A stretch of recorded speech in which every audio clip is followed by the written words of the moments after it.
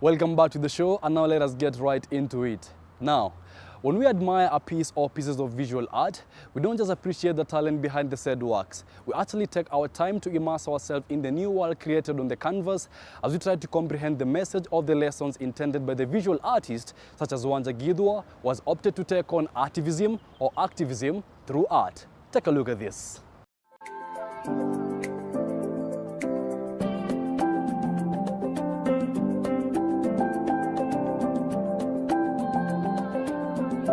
World-famed paintings by early visual artists demonstrate just how enduring visual artistry has been to date.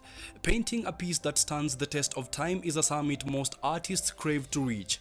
In the thick of this hike is Wanja Githua, a contemporary visual artist whose work revolves around culture. My name is Wanja Githua. I am a visual artist. I am an art instructor and also a digital creator.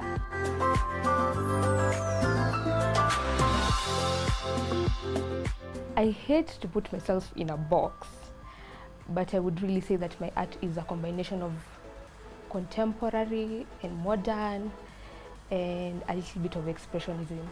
So contemporary is like a culturally diverse form of art that is like globally influenced, so it's not specific to one place, and it's really dynamic. And modern art, on the other hand, is a little bit more experimental and, you know, fresh ideas that is not necessarily like grounded to the traditional ways of making art. So I would say like my art style is like a marriage between the contemporary, the modern, and expressionism.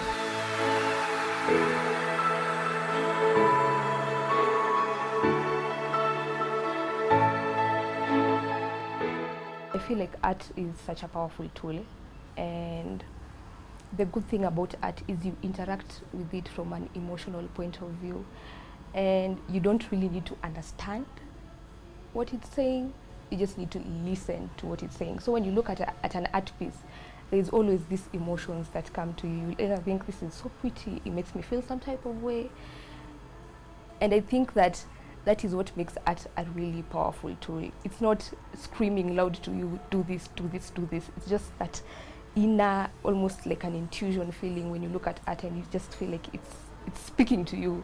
Painting was actually outside the picture for the young maestro who opted for formal employment previously. Just like a tale of stars aligning themselves, the artist did heed to her true calling, which was art, and with practice, the results have been astounding. I have actually been painting for around 1 year and say three to 4 months.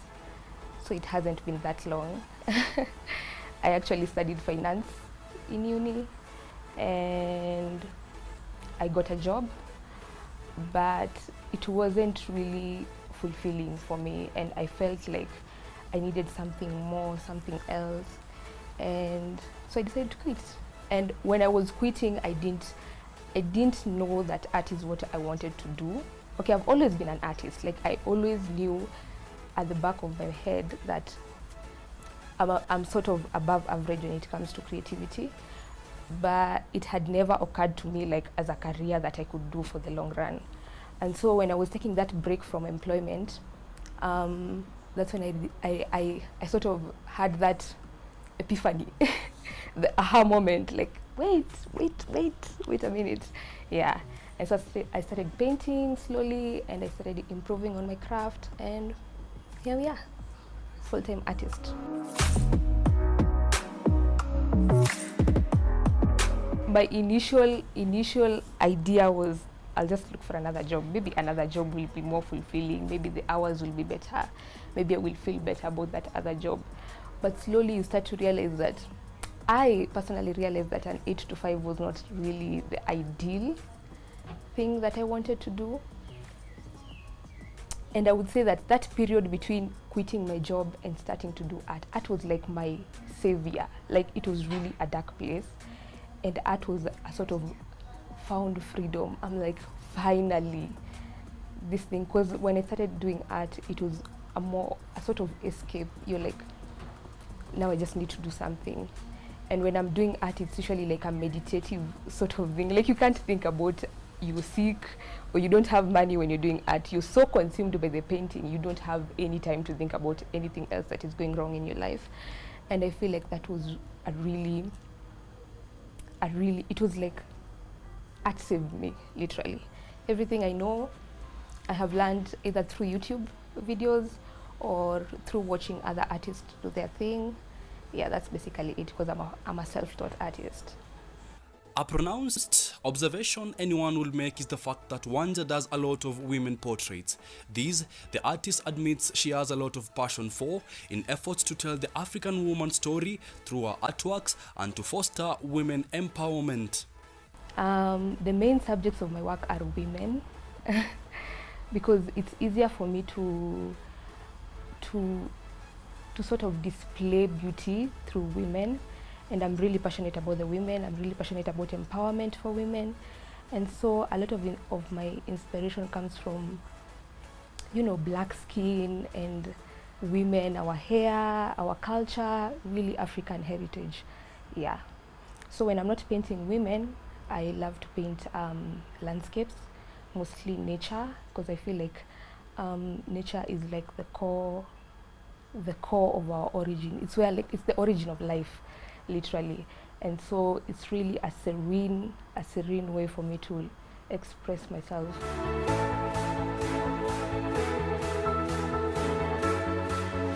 My art can be consumed by everybody, but I feel like my target audience is mostly women, and that's because I tell stories for women by women, and so I feel like it directly impacts them. But if someone else loves my work and they want to buy it, why not? Why not? With the canvas, paints and brushes, Wanja sets out on a journey steered by creativity, where she adroitly bombards her artworks with fresh ideas as she goes, creating pieces with quite the story. The tools, mostly it's brushes and paint, acrylic paint, and I paint on canvas, I love the texture because it's a little rough, not very smooth, which I really love.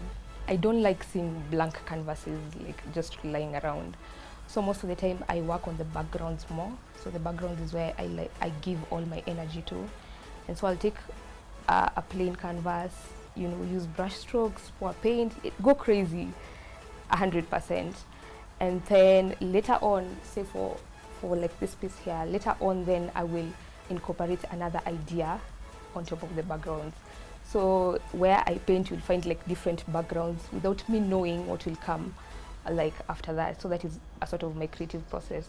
That is mainly for portraits and things that are more on the realistic side.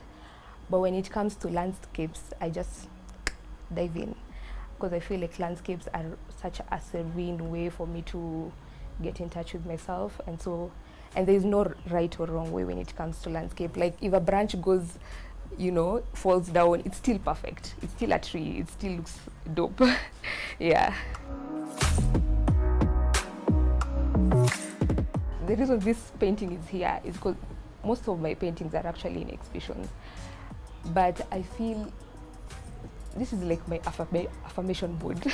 Like I love seeing it in my room like every single morning. And that's why I told you, like, it's really hard for me to sell it. Like I would sell it because most of the times you make art not necessarily for yourself, but to also share with other people. But I feel like I'm really attached. It's really empowering and good to look at as well. The idea was activism, and that's art and activism. And it was around the time for Black Lives Matter, but I was feeling like, it's okay, there is Black Lives Matter, but I'm really passionate about women, and I want people to understand that as a woman, there is more to us than what the society really wants us to be, you know? And so this was a really bold piece for me, and it's titled Fierce. And as you can see, the eyes are really they're in your face. You can't ignore the eyes. They're really in your face. But just in case you can't see the emotions from the eyes, then I decided to write all over different phrases that I feel like are important for women to see and for women to relate with and to understand and to know that, you know, they are worthy, they are beautiful, and they are the queens. Yeah.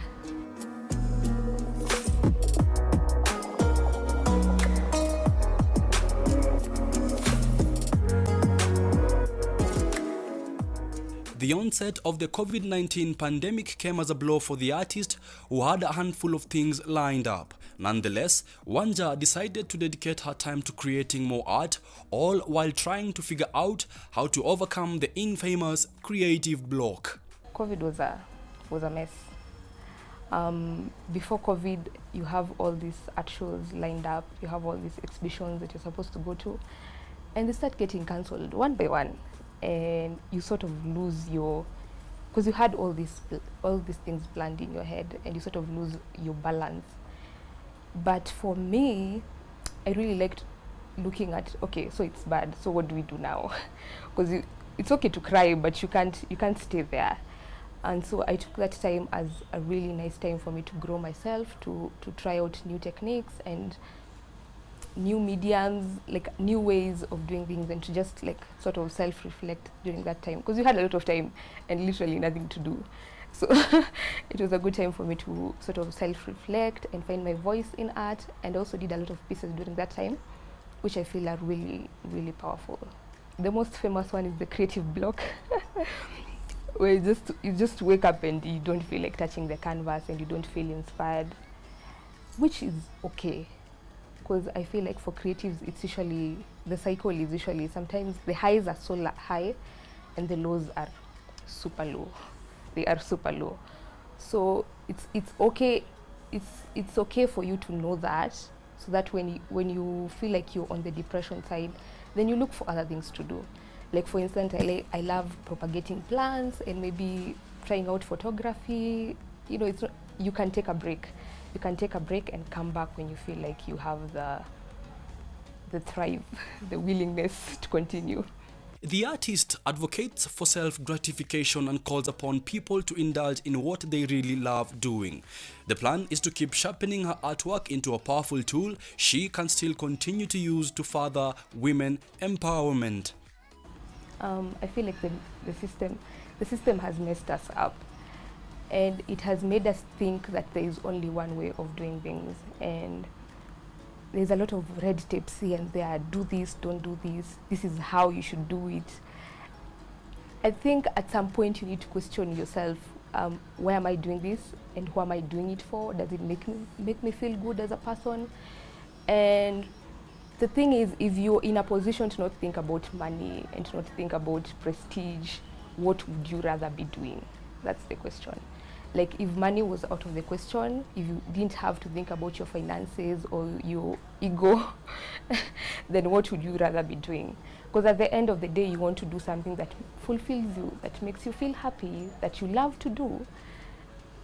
And if you can find that one thing, it doesn't matter whether it's the silliest thing people think, as long as you're happy about it, then go for it. I see my art as a positive force for change. I see my art as a tool to empower women. I see my art as something that young girls will look up to and feel inspired. And I love making art. I love creating. And I hope by me doing what I love, then I inspire somebody else to do what they love, whatever that is. You know, it doesn't have to be art, it doesn't have to be creative. You don't have to be a creative. There's nothing that like being a creative. But you know, whatever it is that you're inclined to do and you feel like you want to do and you're really passionate about, then go for it. I mostly sell my art through social media. Okay, not sell. I mostly share my art through social media, and that is Wanja Githua, Wanja_Githua on IG. And a lot of galleries. I update people on which galleries I'm exhibiting in and places where people can find my art. So follow me.